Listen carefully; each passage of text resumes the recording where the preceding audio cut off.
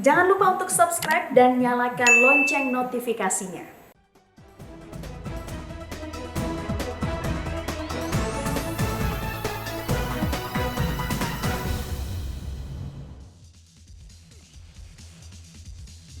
Halo, selamat malam pemirsa. Anda menyaksikan Prime Talk Tajam Mendalam bersama saya Afiani Malik. Hari Kamis dini hari, di saat negara masih memberlakukan penerapan pembatasan kegiatan masyarakat, keributan terjadi di sebuah kafe di Cengkareng, Jakarta Barat. Seorang oknum polisi membabi buta menembak sejumlah orang. 3 orang meninggal dunia, di mana 1 diantaranya adalah anggota TNI. Sementara 1 orang terluka. Peristiwa ini sekali lagi memperlihatkan arogansi yang dimiliki aparat penegak hukum kita dalam praktik kehidupan sehari-hari. Ironisnya, di saat Kapolri dan Panglima TNI tidak lelah meminta anggotanya mengawal pembatasan aktivitas, justru ada oknum internal yang abai terhadap perintah ini. Mengapa arogansi aparat terus terjadi, berulang, bahkan memakan korban? Prime Talk akan mengulasnya dalam Hentikan Arogansi Oknum Bersenjata Api.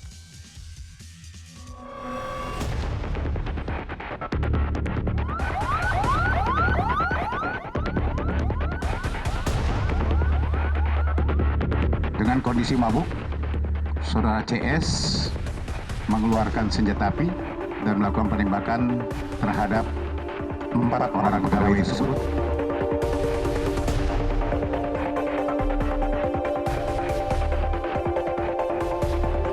Tiga orang tewas dan 1 orang terluka dalam penembakan yang dilakukan Bribka CS, oknum anggota polisi di RM Cafe Cengkareng, Jakarta Barat pada Kamis dini hari.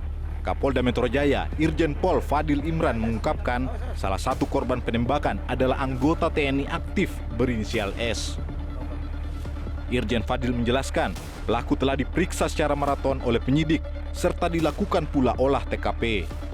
Pelaku pun telah ditetapkan sebagai tersangka dan terancam 15 tahun penjara dengan pasal 338 KUHP. Secara bersamaan, tersangka juga diproses secara kode etik hingga dipecat dari anggota Polri. Saya menyampaikan permohonan maaf yang setinggi-tingginya kepada masyarakat, kepada keluarga korban, dan kepada TNI Angkatan Darat. Bela sungkawa saya yang mendalam atas kejadian ini. Kami akan menindak pelaku dengan tegas. Sementara itu, Kepala Penerangan Kodam Jaya Letkol ARH Herwin BS menyatakan semua pihak diminta untuk tidak membuat isu-isu liar yang dapat mengganggu keamanan di Jakarta. Pondam Jaya juga akan mengawal pemeriksaan serta penyidikan yang dilakukan kepolisian agar permasalahan ini diselesaikan secara hukum yang berkeadilan. Pesan ini disampaikan agar satuan jajaran di bawah Kodam Jaya maupun yang ada di Jakarta tidak membuat isu-isu yang dapat merusak stabilitas keamanan di ibu kota. Kemudian yang kedua juga pesan Bapak Pangdam Jaya menyampaikan bahwa ke depan mungkin akan lebih diperketat untuk pelaksanaan patroli bersama antara Garnisun dengan Polda Metro Jaya untuk mengurangi tindakan-tindakan yang merugikan nama institusi Angkatan Darat pada khususnya. Sebelumnya, Kabid Humas Polda Metro Jaya, Kombes Pol Yusri Yunus menyatakan peristiwa bermula saat tersangka CS datang ke RM Cafe sekitar pukul 2 dini hari. Kemudian pada pukul 4 dini hari, dalam kondisi mabuk, CS terlibat cekcok dengan pegawai kafe saat akan melakukan pembayaran. Tersangka kemudian mengeluarkan senjata api dan melakukan penembakan. 3 korban meninggal dunia kini telah dibawa ke Rumah Sakit Polri Kramat Jati untuk dilakukan otopsi. Sementara 1 orang korban luka tengah dirawat di rumah sakit. Tim Liputan Metro TV. Lalu apa pemicu arogansi di kalangan oknum penegak hukum, terutama saat mereka memegang senjata api? Untuk mengulasnya telah bergabung melalui sambungan Zoom dengan Ketua Kompolnas Benny Mamoto dan pakar psikolog forensik Reza Indragiri Amril. Pak Benny Mamoto, selamat malam. Selamat malam. Baik. Mas Reza Indragiri, selamat malam. Selamat malam, Assalamualaikum. Waalaikumsalam. Baik, saya akan ke Pak Beni terlebih dahulu. Pak Beni, apakah Anda sudah menerima laporan tentang kejadian penembakan yang terjadi di Cengkareng dini hari tadi? Sudah, jadi pertama tentunya saya menyampaikan rasa duka cita yang mendalam kepada keluarga korban atas peristiwa ini. Kemudian yang kedua, saya sudah langsung koordinasi dengan pihak Polda Metro untuk mendapatkan data detail mengenai peristiwa ini. Sungguh saya sangat menyayangkan peristiwa ini terjadi. Tentunya sangat mencoreng citra dari kepolisian. Catatan saya dalam konteks ini adalah bagaimana pengawasan yang harus dilakukan kepada para anggota di lapangan, khususnya yang memegang senjata api.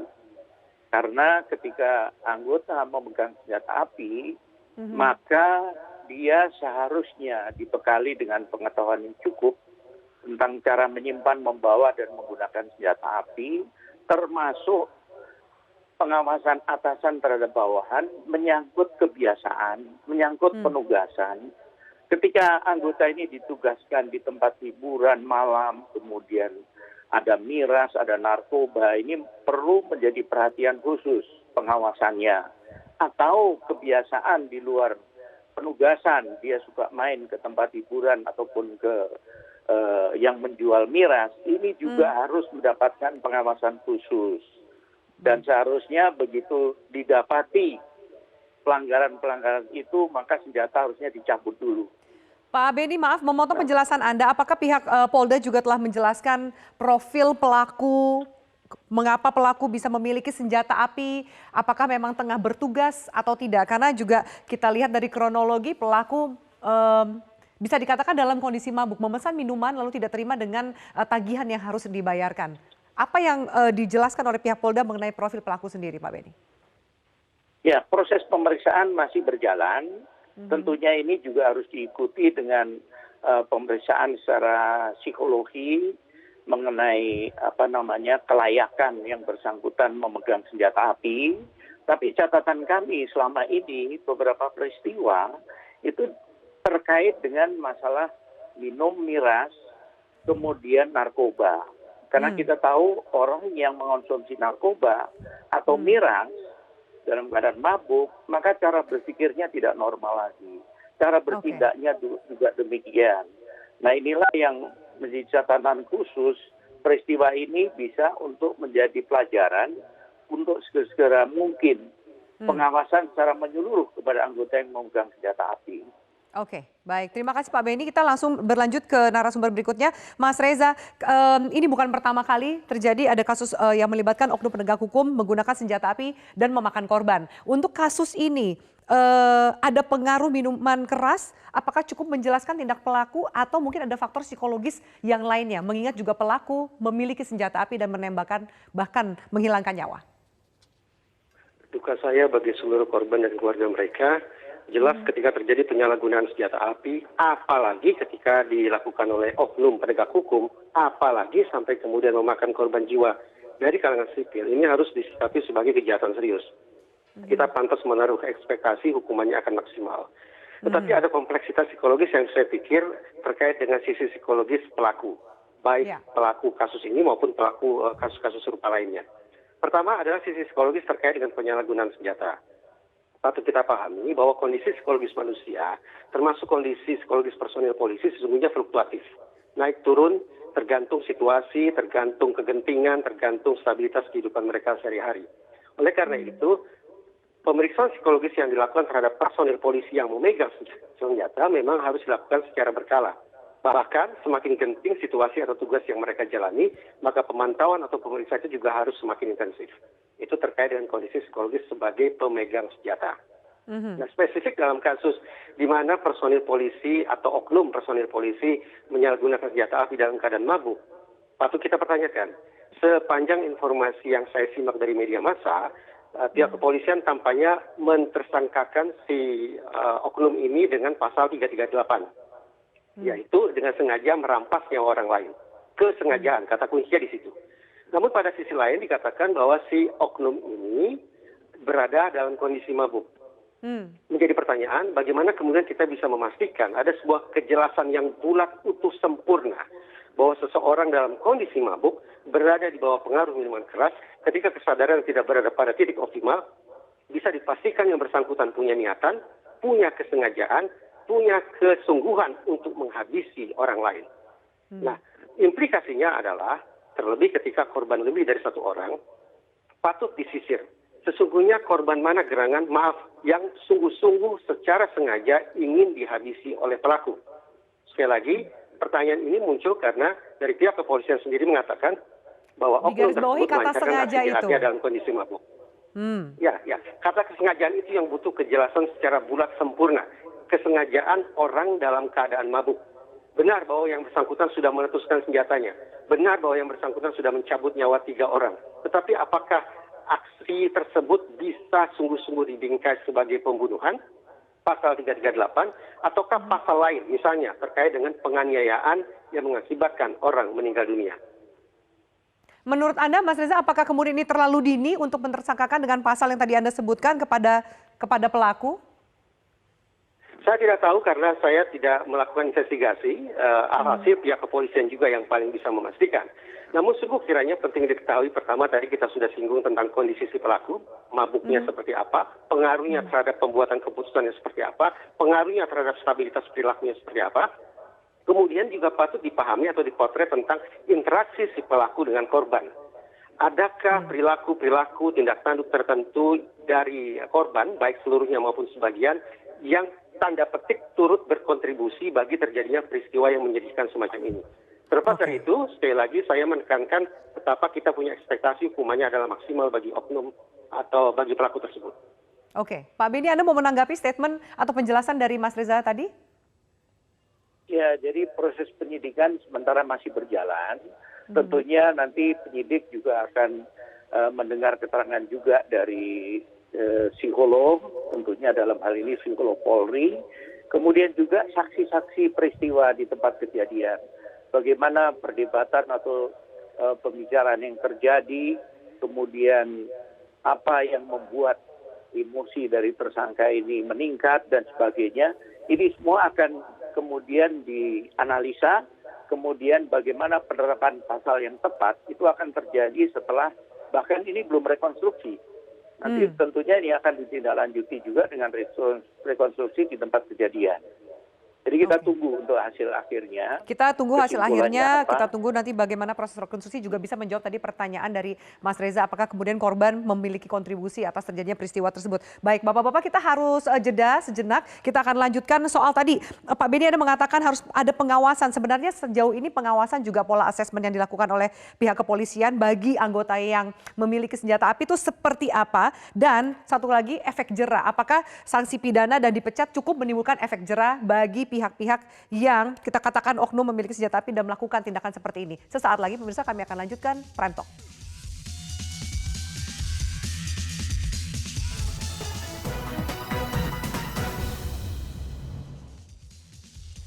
Baik pemirsa, kita lanjutkan Prime Talk. Pak Beni, saya akan ke Anda. Sejauh ini memang seperti apa sih pola asesmen dan juga pola evaluasi dari atasan ke bawahan, terutama bawahan yang memiliki senjata api? Seperti apa yang dilakukan? Yang pertama, seseorang anggota untuk dapat senjata api melalui satu proses. Ada tes psikologi, kemudian juga dipelajari selama ini, diamati bagaimana perilakunya dan sebagainya. Baru kemudian diputuskan diberikan senjata api. Ketika dalam perjalanan ada pelanggaran-pelanggaran, bisa dicabut lagi.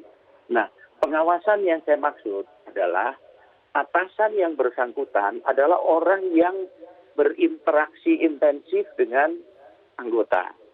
Tentunya ketika anggota ada kebiasaan-kebiasaan yang menyimpang, suka mabuk, entah pakai narkoba, entah sering ke tempat hiburan, ini harus menjadi catatan tersendiri untuk diawasi ketat. Begitu ada pelanggaran harus diambil tindakan, termasuk mencabut senjatanya. Nah, ketika atasan langsung kemudian lepas tangan, ini banyak hal yang bisa terjadi. Dan kita tahu anggota kan ada yang bertugas memang di tempat-tempat yang rawan, yang notabene di situ entah prostitusi, di situ entah ada minuman keras maupun narkoba. Nah, ini tentunya menjadi perhatian khusus lah para atasannya. Ketika ada perubahan sikap saja yang jarang nongol di apel, kemudian sering bolos dan sebagainya, sering bohong dan sebagainya, itu harus menjadi catatan tersendiri. Segera diambil langkah. Satu hal yang perlu dicatat adalah menggunakan senjata api itu perlu keterampilan khusus. Keterampilan itu harus dilatih terus. Sering ada alasan.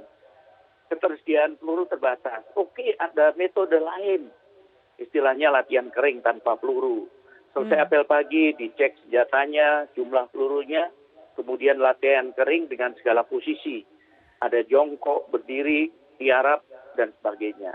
Olah terampil ini perlu terus dilakukan, termasuk bagaimana pengambilan keputusan, menembakkan tembakan peringatan, bagaimana menembak tersangka yang lari, itu semua ada pertimbangan-pertimbangan, sehingga anggota harus terus diasah dan dilatih. Kalau tidak, gagap nanti ketika berhadapan dengan kondisi di lapangan.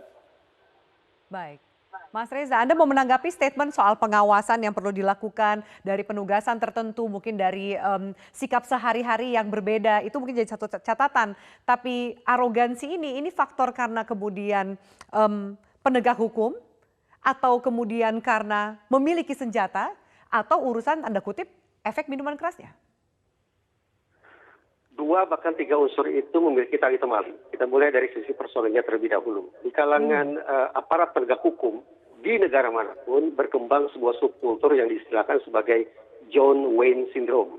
Sindroma John Wayne. Ini sebuah istilah populer untuk menunjukkan bahwa para personil penegakan hukum acap kali menampilkan perilaku gagah perkasa yang seolah tidak pernah lelah, tidak pernah sakit, tidak pernah takut, dan seterusnya. Yang sesungguhnya itu merupakan pengingkaran terhadap sisi kemanusiaan mereka sendiri.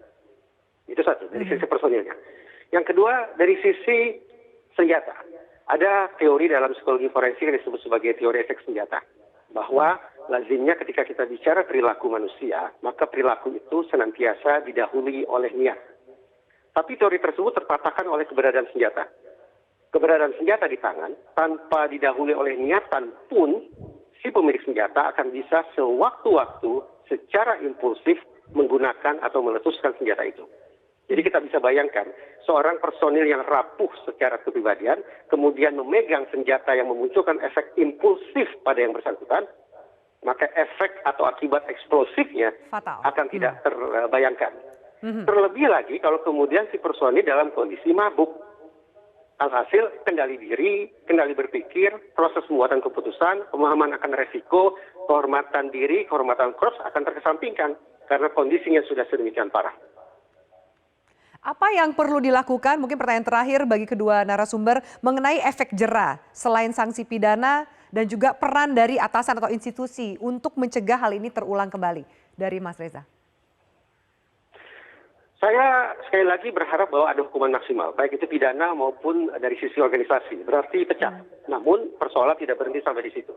Kenapa? Karena begitu seorang oknum dipecat, dan andaikan yang bersangkutan luput dari pantauan organisasi, maka dikhawatirkan bahwa si pecatan ini justru akan mendatangkan masalah susulan di tengah-tengah masyarakat. Sungguh-sungguh itu tidak menjadi harapan kita. Pertama. Dan yang kedua, mari kita sikapi problem-problem semacam ini sebagai sebuah persoalan psikologis yang tidak hanya tertuju pada personil ansih, tapi lingkup organisasi juga harus menunjukkan tanggung jawab terhadap para korban dan terhadap masyarakat. Karena ini menyangkut kualitas pelayanan mereka, baik itu sebagai pelayan, pelindung, pengayom masyarakat, dan juga sekaligus sebagai penegak hukum. Baik, Pak Benny Mamoto, soal efek jera dan juga mungkin peran lebih besar dari atasan dan institusi supaya kejadian ini tidak terulang lagi, Pak Benny? Ya, jadi kata kuncinya dalam konteks ini adalah pengawasan, karena sudah ada SOP, sudah ada prosedur, sudah ada. Nah, sebagai catatan, kadang karena sibuknya penugasan, termasuk para atasannya sendiri, waktu kerja yang penuh dari apel pagi, penugasan sampai malam dan sebagainya, sehingga melupakan hal-hal yang menurut saya ini sangat fatal. Seperti tadi sudah saya sampaikan, bagaimana untuk pola terampil, bagaimana ketika apel pagi itu diperiksa kondisi senjata, jumlah amunisi yang dipakai dan sebagainya, tetapi juga bagaimana mereka terus-menerus dilatih, terus-menerus diberikan pengetahuan, kemudian juga perlu ada contoh-contoh nyata yang kemudian diperagakan, sehingga anggota ini akan diingatkan terus tentang risiko membawa senjata, risiko menggunakan senjata, dan harus hati-hati. Baik, terima kasih banyak para narasumber Pak Benny Mamoto dan juga Mas Reza Indragiri atas waktu dan diskusi kita. Semoga bermanfaat, duka yang mendalam kita sampaikan juga kepada para korban. Terima kasih Bapak-Bapak atas waktunya di Prime Talk. Pemirsa, kami akan lanjutkan dengan tema kedua di mana Komisi Pemberantasan Korupsi menemukan adanya praktik pemotongan insentif bagi tenaga kesehatan oleh pihak rumah sakit yang besaran potongannya mencapai 70%. Ulasannya akan kami hadirkan sesaat lagi.